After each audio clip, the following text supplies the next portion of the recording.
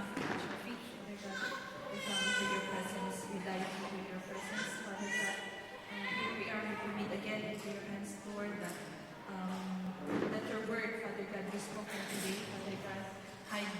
I'm just your instrument, Father God. Hide me behind your cross, Lord. Let your mouth be my mouth, Father God. The thoughts, Father God, it will come from you.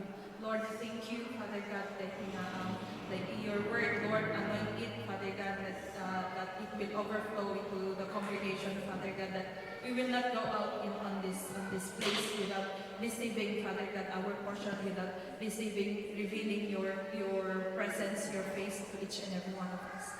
Lord, we thank you and we just want to praise and magnify your name in this. We ask in Jesus' name we pray. Amen. Hallelujah. It's indeed really a great opportunity and a privilege to speak po in front of us. Though kunti lang po tayo, huwag po sana tayong ma-discourage, huwag po sana tayong pagpatuloy po natin ang pagsisilbi sa Panginoon. Because some of us, iba po sa atin, they were sent to ibang outreaches po, sa Nornam, sa Waluna. But praise the Lord, praise God that we are here again. Amen? So, our text for today po is, mahahanap po natin yan sa John chapter 1, verse 6 to 13. I believe sa lahat ng mga nag-attend ng convention, narinig po natin to, kinanta na din po natin to. So, this is familiar po sa atin. But before that, I'd like to ask a question. When was the last time we had a decision? Major man yan or minor man? Kaninang umaga lang po ba? Last year po ba? Last month? Nag-decide pa ba tayo pupunta ng church ngayon? I hope po na ang pagsisilbi sa Panginoon ay hindi po natin kailangan na pag-desisyonan. But intentionally po tayo mag-silbi sa Kanya. So, before po tayo we dive in, let me share a quick testimony po in connection with this decision. Before po ako pumunta dito sa Australia, it's a very hard decision po para sa akin. Mas lalo na pag sa Pinas, andun po yung comfort zone natin. Diba? So, nauna po yung husband ko na pumunta dito. After a year, he decided po na i-apply po ako rin sa visa niya. And then, sa akin po, in the first place, ayoko po sana. Never it comes to my mind na mag-abroad. Ayoko pong mag-abroad, parang lumabas sa Pinas. But I believe God is speaking to me na, of course, we have to submit to our husband. Kasi that time, we are newlywed nung bago siya umalis. 2 weeks bago siya umalis. And then, 1 year siya dito bago niya ako kinuha. And then, there was this time na recently na conversation namin ng ate ko na sabi niya, akala niya nag-mature na siya sa paniniwala niya sa Panginoon nung nasa Pinas siya. But she is currently in Vietnam. And then, doon din napasok sa akin tama na parang same kami ng situation na wherein similar kami na akala ko din nag-grow ako ng paniniwala ko sa Panginoon. But then, nung pinunta ako ni Lord dito sa Australia, I praise God for the life of my mother na ginamit niya. Kasi kung hindi kay mother na napunta siya dito, wala po kami right now. So, nung first year na pagpunta ko po dito, it's very dry po. na wherein, yes, naghanap po ako ng church upon church, pero yung yung may hinahanap ka na kulang, and then nung time na yun hanggang sa na nabuntis ako kay Ezekiel, and we decided to call my mother. And then nung within the year na yun na paghahanap ng church is try ko na to feel the Holy Spirit again, pero parang walang nangyayari. Yung parang ang layo-layo ko sa Panginoon, even sa pag-devotion, even sa pag-praise and worship in my alone time, parang hindi ko, walang nangyayari, ganun yung Kasi in that, yung situation ko that time, nung first year ko dito is, yung mga kabahay namin, every time na fly out nila, inom dito, inom dyan, hanggang sa pagbalik nila ng work. So like, it's very worldly na minsan aalis sila, susugal sila sa crowns, and then, ayun. So, how can I, sabi ko, yung ganong situation, how can I become alive dito sa mga kasama? And then, even that time, my husband, si Brother Martin, hindi din siya naniniwala, hindi pa siya, is not yet into this congregation. And then, nung hanggang sa nabuntis ako kay Ezekiel, I really prayed hard na, Lord, lead us to, kung naghahanap kami ng bahay, kasi syempre, hindi namin makukuha si Mother kung wala kami makukuha ang bahay. And in that time, very high pa yung, ang hirap po maghanap ng bahay that time. So, sa amin, inspection upon inspection. So, 4 months before ako manganak is nag-submit kami ng applications. Bawat inspection, kahit pa man yan, sabi doon na yung minimum na stay mo dapat na rental history mo is 2 years, 3 years, sige pa din. Nag-submit pa din kami. So, no matter what. So, that time, I really prayed hard kay Lord, and then, yun. Hindi namin in-expect na may isang araw, dalawa yung tumawag sa amin na yung papers namin is nasa under approval ng may-ari. So, sabi ko, sa Parmela yung isa, dito man sa Rockingham, yung wherein we stay right now. So, sabi ko, Lord, which is, kung kung sinong mas mauna sa kanilang ma-approval.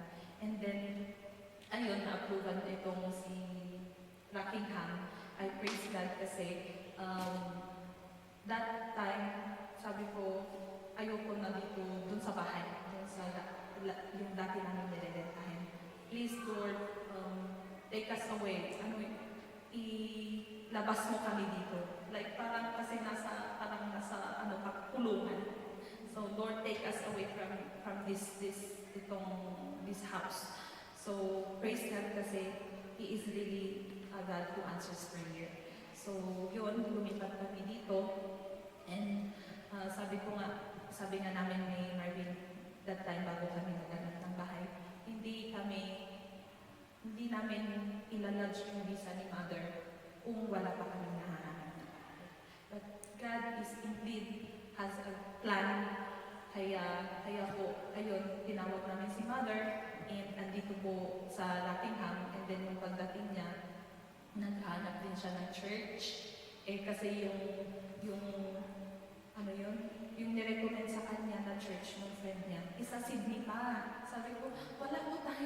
Sabi ko, hindi po natin malalakad ng Sydney. Kailangan po ng plane, sabi ko kay Mother. So, ayun, nag-message ulit siya doon sa friend niya, and sinabi ng friend niya, i-contact na si Pastor Abel.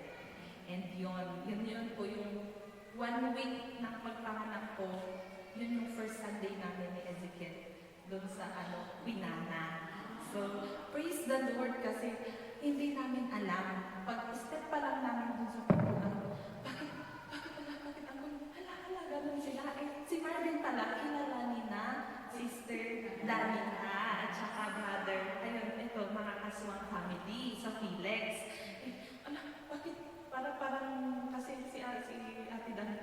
tumakbo siya nung nakita niya si Brother Marvin. So, ayun. So, ano lang, di ba?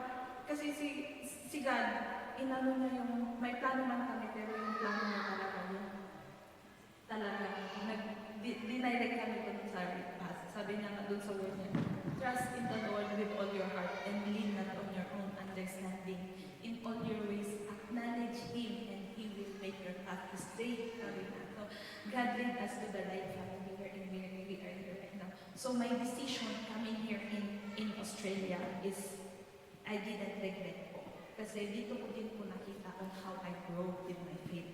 And now, I decide to accept the calling na nung sabi pa ni Pastora nung nasa Northern kami last Sunday na I'll put you as na mag-message, sabi niya sa schedule. Sabi ko, no words, wala kong ni isang word na lumabas sa mukha ko. Sabi ko, sige po, Pastor. So yun. So it's a privilege po. Ano na yun?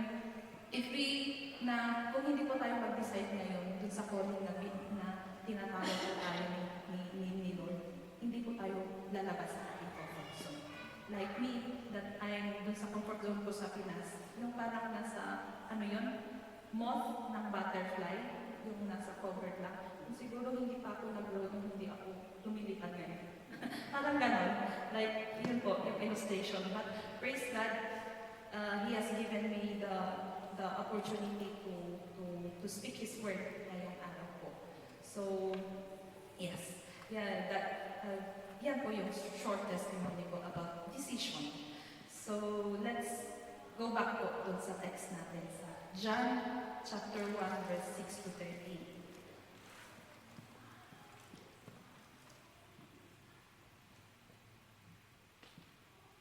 So, a quick overview lang dito sa Book of John. Ang author po ng book ni John is si Apostle John. So, in the Bible, we have two Johns po. Si Apostle John and si John the Baptist. So, si Apostle John, para hindi po tayo So, si Apostle John, he is the son of Zebedee and Salome, brother of James. Siya po yung isa sa mga 12 disciples. And he was a fisherman that Jesus called. And known po siya as a disciple whom Jesus loved. Siya po yung, when Jesus was on the cross, and siya po yung inanuhan niya na, parang binili na niya na si Mother niya Mary. So sa kanya po, sa kanya niya binilin yung si nanay niya si Mary. And John the Baptist, siya naman po, siya yung son, he is the son of Zechariah and Elizabeth. Cousin siya ni Jesus. So he was the one who baptized Jesus. And siya din po yung he was the one, he was beheaded by King Herod Antipas. So ng Book of John, si Apostle John po ang nagsulat. Pero yung character natin today is si John the Baptist. So first, I have 4 points po dito. Let's take the first one, John's call to make a decision about Jesus.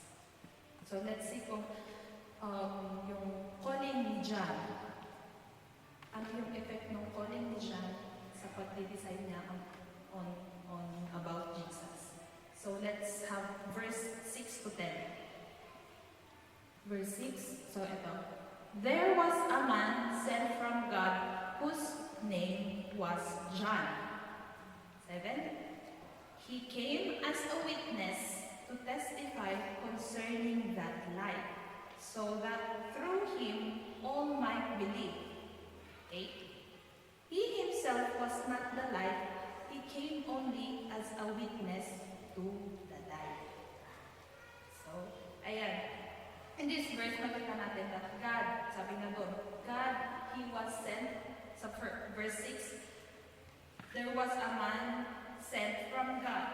So, God sent John to tell us about an important decision that we need to make. Ito po yung first point natin. Sabi ko, John's call to make a decision about Jesus. So, John was sent on a mission. Ano yung mission niya? To prepare the hearts of people in coming of Jesus. Sa pagdating ni Jesus. So that is why John was given the title witness. Ito yung, and we can see that in verse 7. He came as a witness to testify concerning that light. Sino ba yung light? It is si Jesus. So that through Him, all might believe. Through Him, through Jesus. Lagi natin napapakinggan yung John 14:6 that I am the way. Jesus said, I am the way, the truth, and the life. No one comes to the Father except through me. So, sabi dun sa 7, so that through Him all might believe. Siya through kay Jesus lamang. So, malinaw doon na malinaw doon po na through Jesus Christ, through only kay Jesus Christ that we can come to the Father. Wala na pong iba. Hindi na po yung mga ibang Diyos, si Buddha, si Allah. Only Jesus Christ who died on the cross. Amen. So, doon sa verse 8, He Himself was not the light. He came only as a witness to the light. Bakit kaya pa ulit-ulit? Diba? He came as a witness to testify the light. He came only as a witness to the light. So, John himself is not the light. He is just an instrument that God used to witness, to prove and testify about Jesus. In the same way sa atin, in this modern world, we believers are also called to testify. We believers are also called to make a decision about Jesus. Just like yung testimony ni Auntie Banji kanina, na walang makakapigil sa kanya na mag-testify, na itayo niya ang bandila ng Panginoon. Amen? So, to stand and testify who Jesus is, kaya wag tayong mahiya na mag-testimony. So, testimony itself is a great opportunity for us to say, to tell how good God is. Amen? So, just like, para bang yung nasa loob tayo ng korte, I believe, napapanood natin or meron sa atin na naka-experience mismo sa loob ng korte na where we are called to testify, to be a witness. So, let's imagine. Imagine kung magiging si Jesus. Si Jesus yung nasa tapos tayo yung mag-testify. Mahihiya pa ba tayo o ano? So, we have to, kaya, huwag tayo magdalawang isip. Sabi ko, magdadalawang isip pa ba tayo to stand and share our testimony, who Jesus is. Diba? Kung babalikan natin dun sa noong panahon, the Old Testament. Kaya ngayon pa lang, let's make our decision firm, most especially when it comes to testifying about Jesus. May nabasa ako, according dun sa isang author, he is English Bible teacher at saka one of the most evangelical, influential author nung second half ng 20th century. Sabi niya, when the sun is shining in all its beauty, who are the ones unconscious of the fact? Who needs to be told it is shining? Sino nga ba yung kailangan natin pagsabihan na, yung sun, maliwanag na? Sino nga ba? Yung mga bulan, di ba? Kasi hindi nila makita. All that they can see is darkness. So, kailangan natin sabihin sa kanila, maliwanag na. So, sabi ko, the sun is shining. And hindi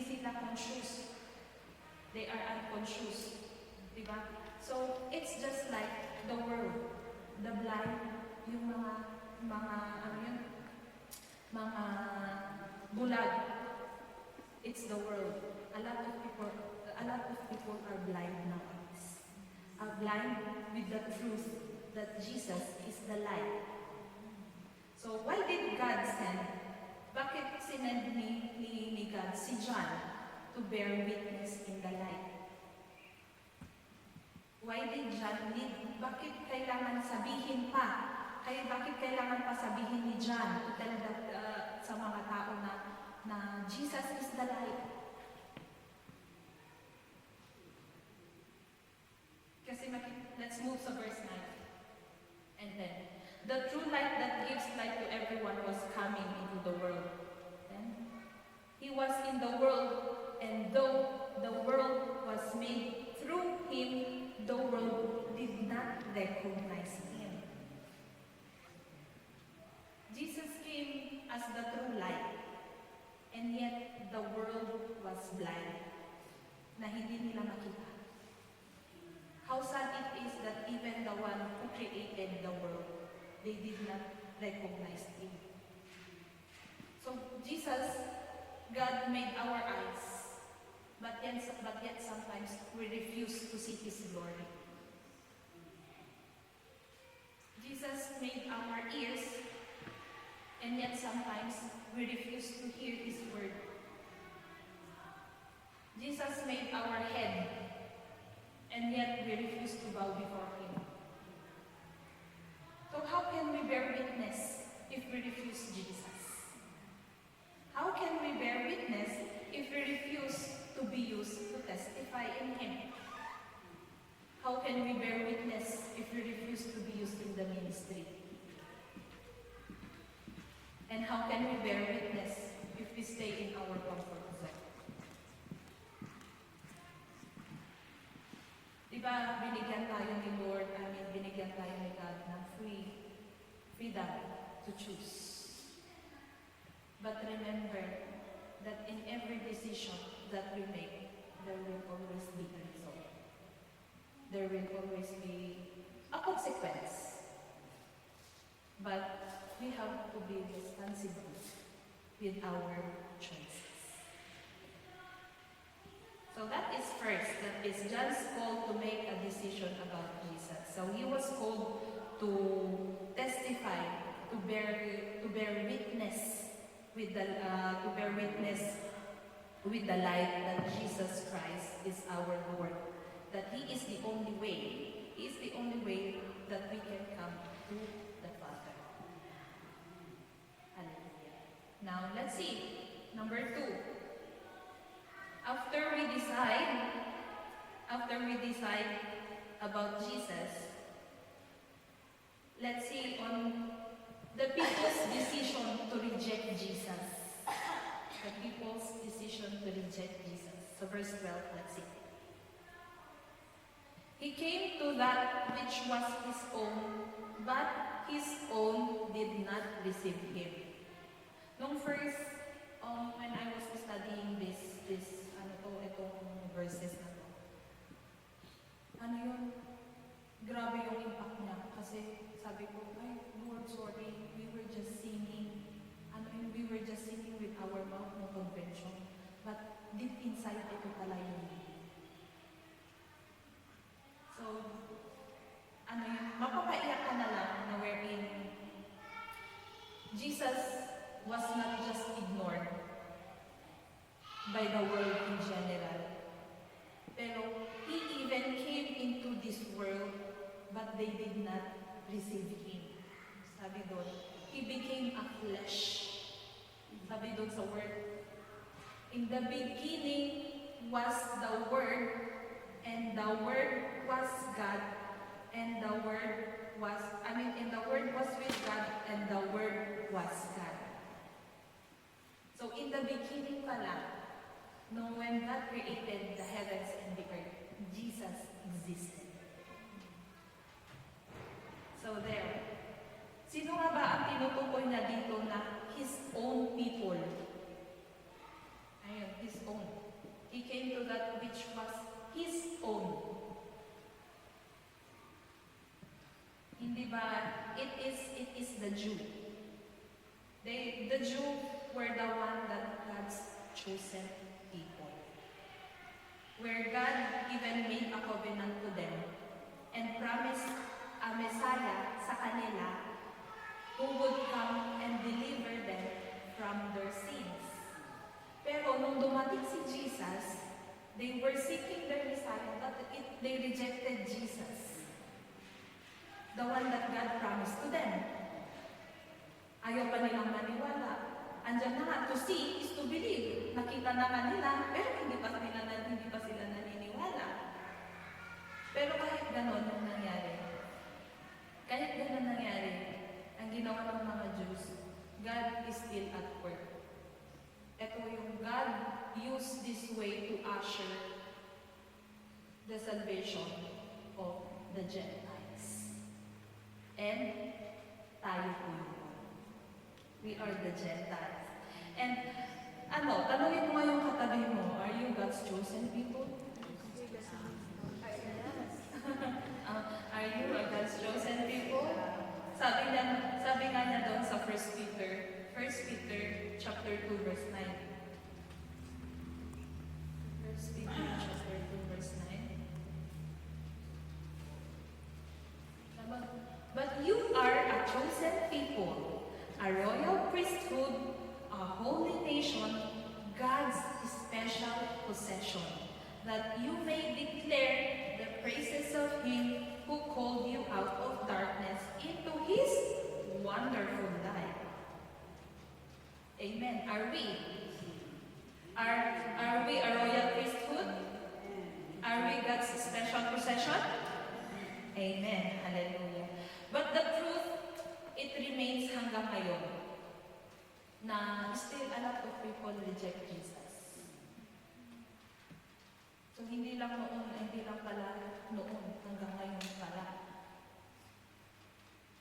na nagpapatunay na ang isang tao ay makasalanan hanggat hindi nila ina-accept si Jesus as their own Lord and Savior. So no one else can bring us, no one else can bring you salvation but only Jesus. So if we already decided to follow Jesus, magto-turn back pa ba tayo? Meron kayong kanta, I have decided to follow Jesus. No turning back, no turning back. Amen? So despite dun sa rejection, in connection with that, when we decide to follow Jesus, and we turn our back on Him, wag po sana tayong mag-hope na our own good works will be enough for us to be saved. But it's not. So despite dun sa mga rejection ni Jesus, hindi naman ni lahat ni-reject si Jesus, but most part of it. But some turned and received Him. They had been lost in darkness, but they chose to embrace the light. But the only way for them to receive Him was by believing in His name, believing in Jesus.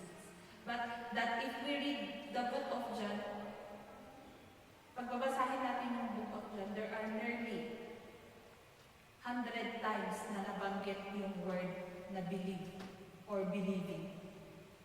So, we were once like the Jews. We were like, let's put ourselves dun sa mga Jew, na nung hindi pa tayo believer, na hindi pa tayo nanampalataya, and someone, dun ba nang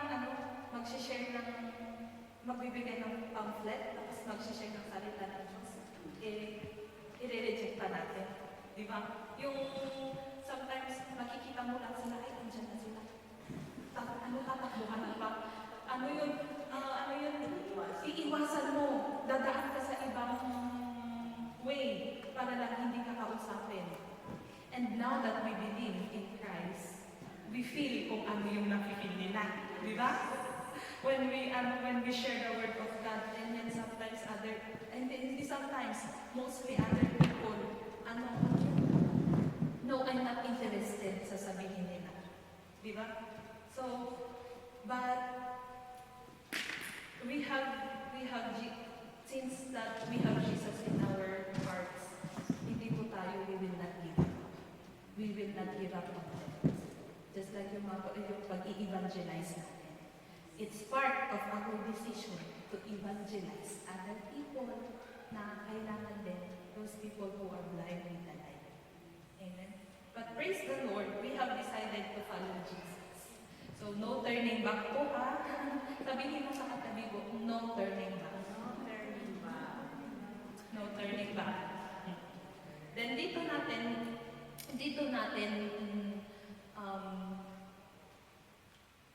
natin nakita on how important ang salita ng Diyos. Kaya pala ganun nila kung paano ihabol ang salita ng Diyos sa atin. Praise God, andito po tayo. Isa tayo sa kanila.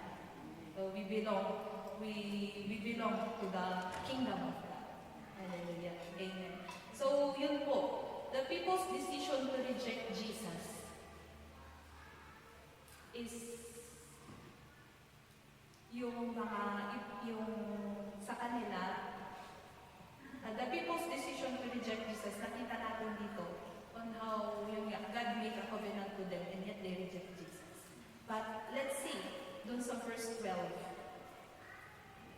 Yet to all who did receive Him, to those who believed in His name, He gave the right to become children of God.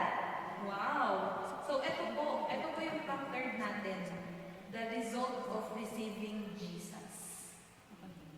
So first, we all decided we make a decision about Jesus, just like John. And then nakita natin the people who decided to reject Jesus. And then let's see that the result of receiving Jesus is to become His child, to become His children. Hallelujah! What a privilege indeed.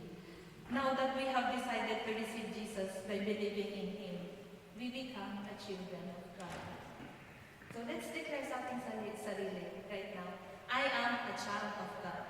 I am a child of God. Remember that that is your identity, that no one ever can take away from you. Even sa mga anak natin,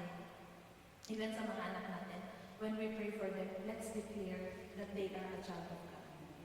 That wherever they go, sa school man, or sa daycare man, they carry the privilege, the position that they are a child of God, and even us. So because of Jesus, we see here, because of Jesus, he who deserved death are now made to share in God's inheritance as His children. So hindi lang po tayo child of God. We even share in God's inheritance. Diba? What a great opportunity. So, sabi niya sa Romans chapter 8, verse 17. We see there in Romans chapter 8, verse 17. Now, if we are children, then we are heirs of God and co-heirs with Christ.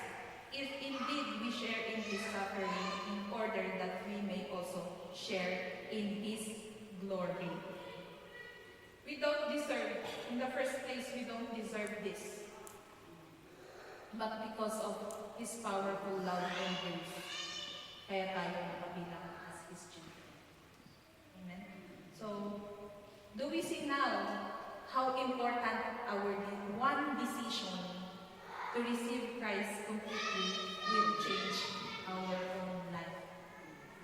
Yung isang decision lang natin to receive Jesus as our own Lord and Savior, to receive Jesus as our life, will reflect dun sa buhay natin.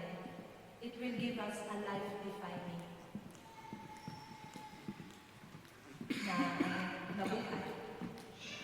Na apart from hindi lang tayo hindi lang tayo naniniwala, but we have yung position natin as a child of God is napakalaking biyaya galing sa Kanya. Amen. So let's see. There are four things na kasiguraduhan let's say, there are four things that we are secure as being a child of God.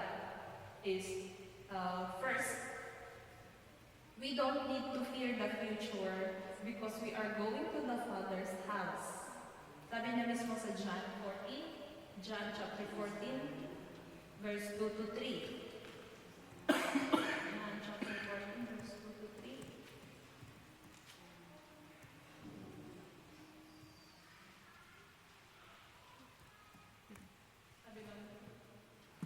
My Father's house has many rooms. If that were not so, would I have told you that I am going there to prepare a place for you? And if I go and prepare a place for you, I will come back and take you to be with me, that you may also be where I am. Amen. So, huwag po tayong we don't have to worry. As a child of God, we don't have to worry kung saan ang future natin. Kasi sabi mismo doon that we already have a house in the kingdom of God. So let's take the pag-iisip na paano na yung future nito, paano na yung future. Instead of worrying about your future, pray for your future. So letter B. As a result of being His child, we can stop worrying about whether our needs on this earth will be met because our Father gives gifts of His children. Amen. Sana yan? Let's see sa Matthew chapter 7, verse 9 to 11.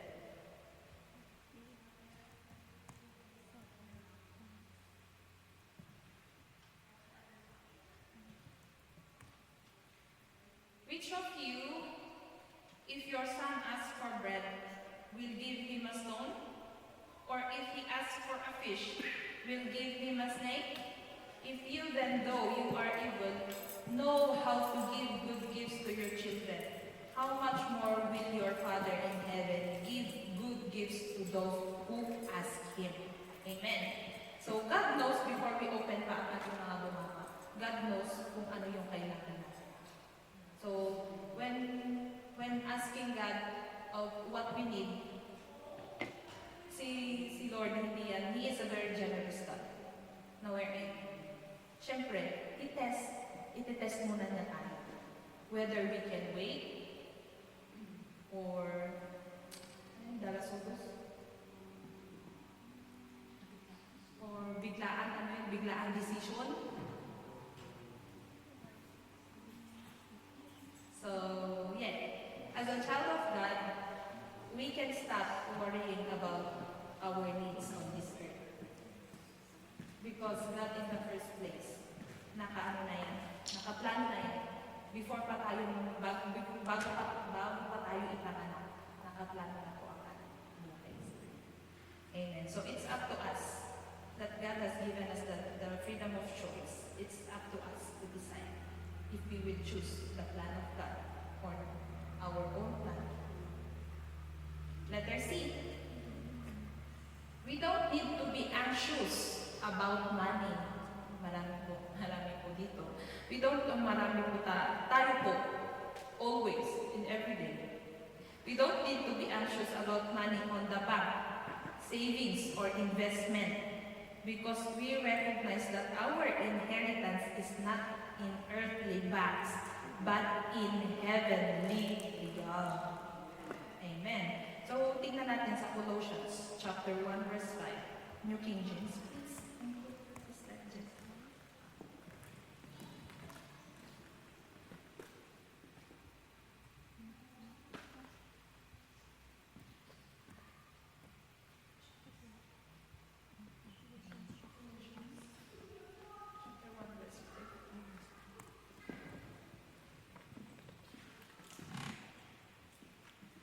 The faith and love that spring from the hope is stored up.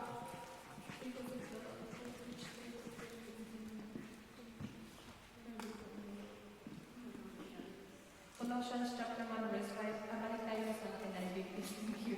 Sorry. Colossians. Ayun. The faith and love that spring from the hope is stored up for you in heaven, and about which you have already heard in the true message of the gospel. Sabi doon, the faith and love that spring from the hope, secure, and our eternal inheritance. It is stored up for us in heaven.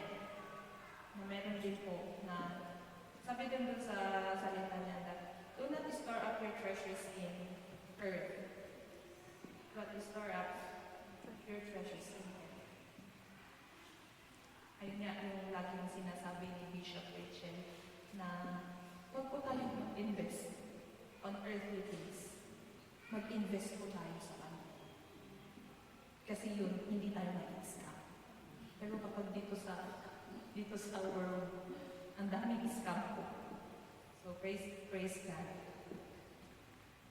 Kasi, I hope hindi tayo doon, hindi natin naranasan. Now, letter D.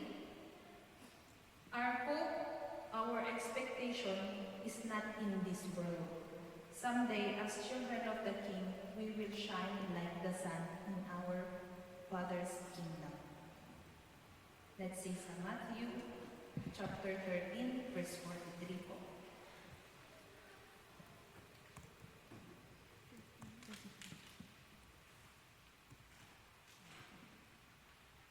Ayan. Then the righteous will shine like the sun in the kingdom of their Father.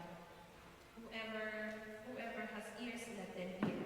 Then the righteous, tayo po yun, we will shine like the sun in the kingdom of Father. So let's continue po sa ating pananampalataya. Because our hope, our expectation po is hindi po natin makikita yan dito sa Panginoon. Dito sa world, but only in the presence of God. That someday, as a child of God, yun nga, we will shine like the sun sa kingdom ng Panginoon. Amen? Papansin nyo sometimes that we expect, pero there will always be discouragement.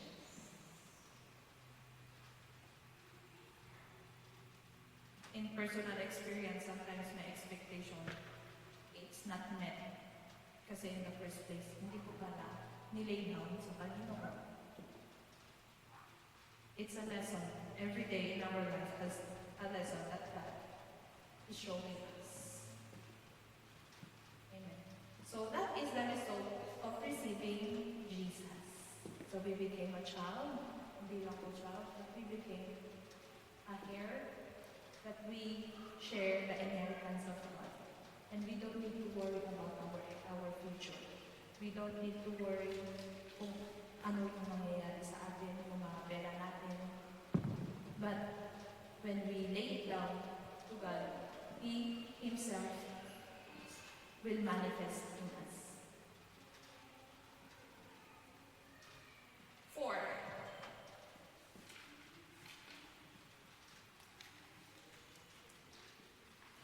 Verse 13. Last verse. Verse 13. Ayan, continuation nun ng verse 12. So, children born not of natural descent, nor of human decision, or a husband's will, but born of God. So, yet to all, para makumpleto. 12 and 13 naman, sis. Thank you.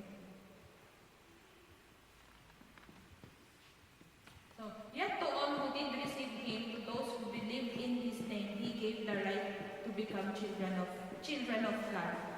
Children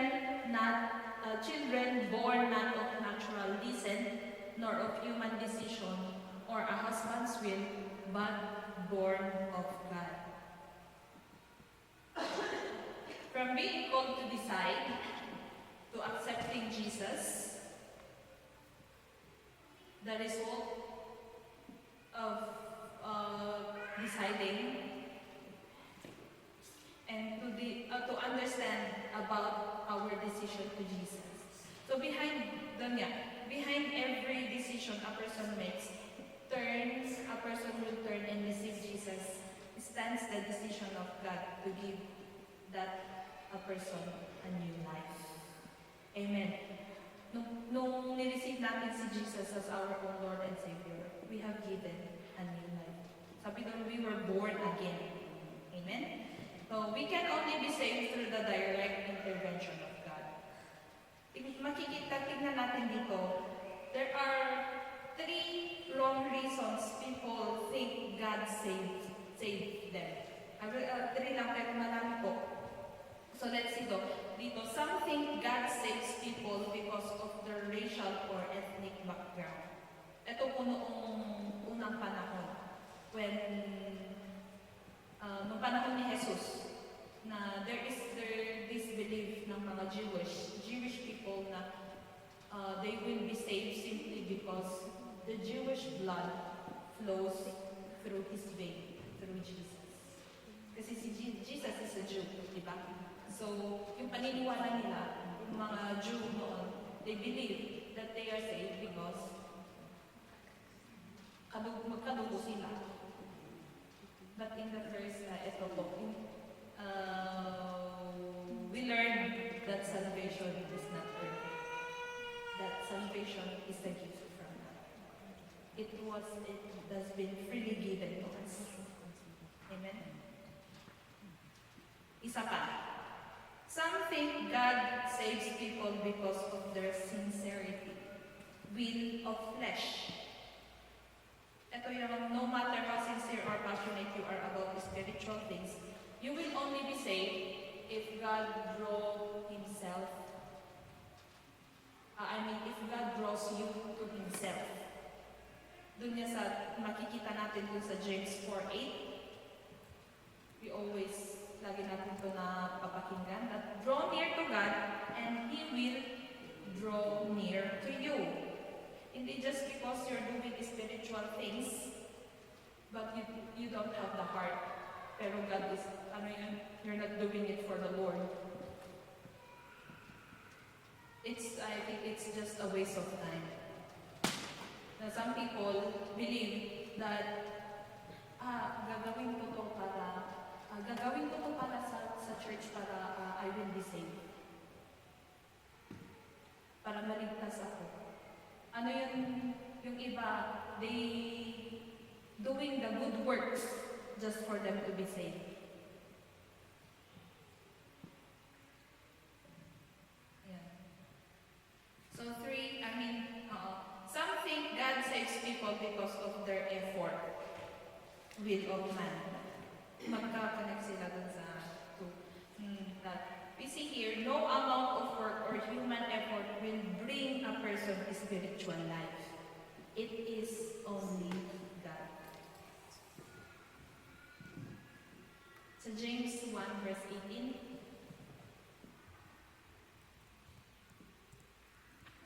James chapter 1 verse 18.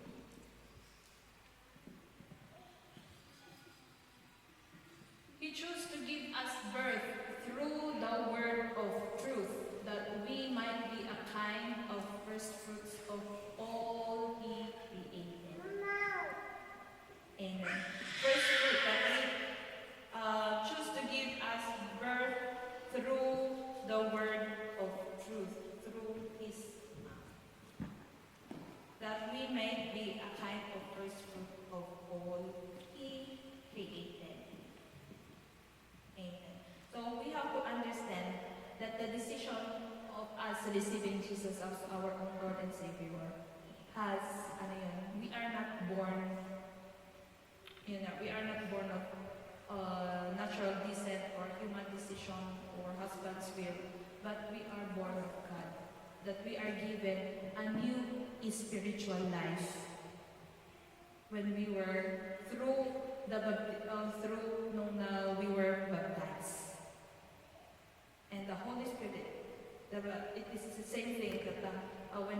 baptized the Holy Spirit, we were baptized with the Holy Spirit.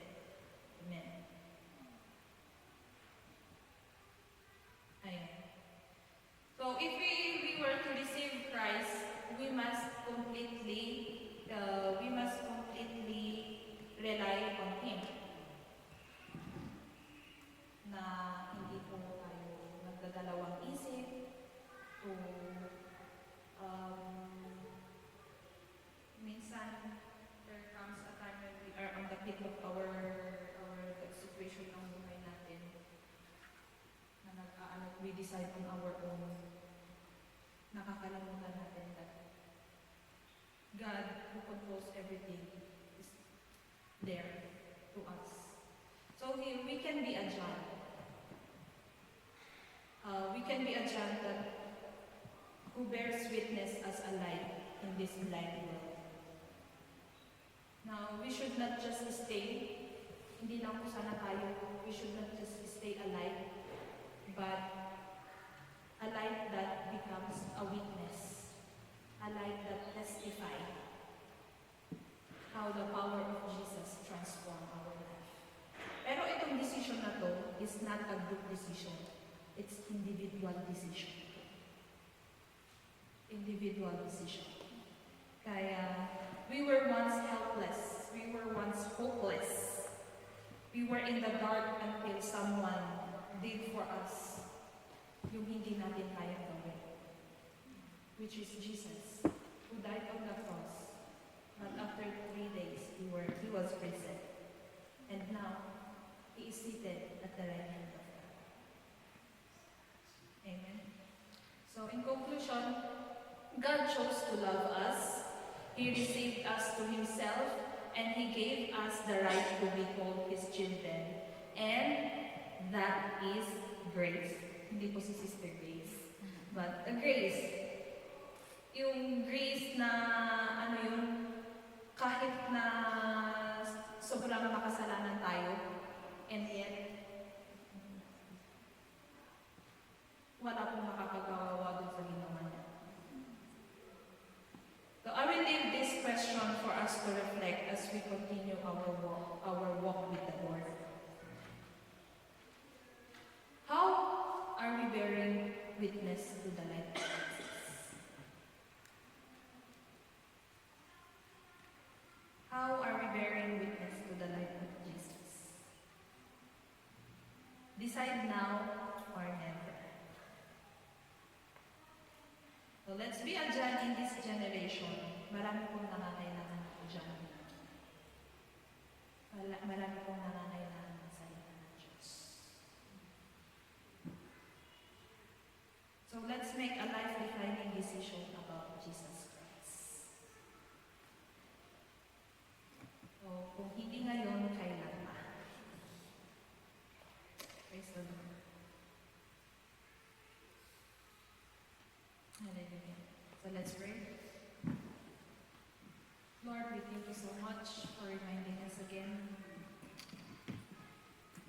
Truly, Father God, we thank you for the privilege, for having the position to be a child of yours. Lord, hindi lang pagpupusan natin baliwalain yan, but Lord, may we stand on that position to testify, Father God, to be a witness in this dark world, Father God, that may we rise up a more generation, a Joshua generation that will seek your face, Father God. Lord, we thank you. We thank you for reminding us, Father God, that our hope, our future is in your hands. That whatever plans, Father God, that we have right now, we will communicate to you, Father. That every decision, Father God, that we make, Lord, teach us po na we lay it down into you first before we decide, Father God. Because in the first place, Lord, you were the one who directed our path. So Lord, may we only choose your will